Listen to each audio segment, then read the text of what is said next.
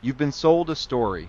Most of us have. It's a story about how the world is supposed to run, and it's so old and so quiet that most of the time we don't even hear it running in the background of everything we do. Once you can hear it, you can unhear it. And once you can hear it, some of the biggest problems in your life, the ones you were told were just how the world works, start to make a different kind of sense. This is the first of 6 walks. It's the shortest one, because it's just the setup. But I want to plant something in your head today that the rest of the series is going to build on. If you turn a blind eye to suffering of others and to our world, you blind yourself to the path of empathy, compassion, understanding, and growth. If you ignore the needs of others in our world, you ignore your own needs in an ever-increasing connected world.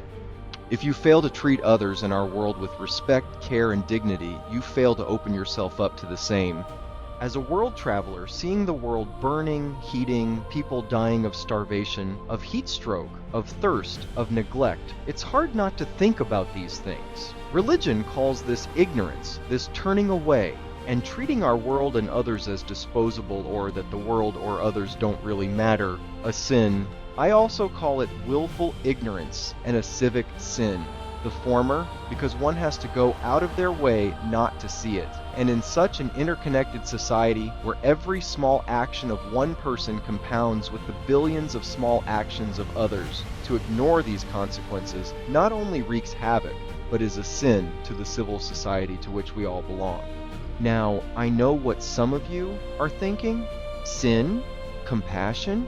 What does any of that have to do with the price of groceries? Stay with me, because I'm going to show you that the biggest problems we face, the ones that feel too big to solve, the ones we've been told are just how the world works. They all trace back to something we were sold a long time ago.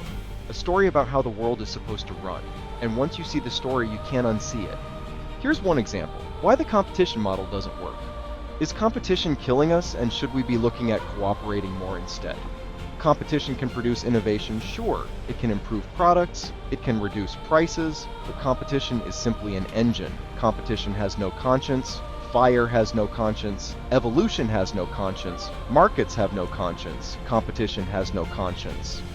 They're mechanisms. They optimize. They don't ask whether the thing being optimized is worth optimizing. Engines don't decide destinations. That's the whole thesis of this series. Competition is an engine. An engine doesn't decide where it's going. We do.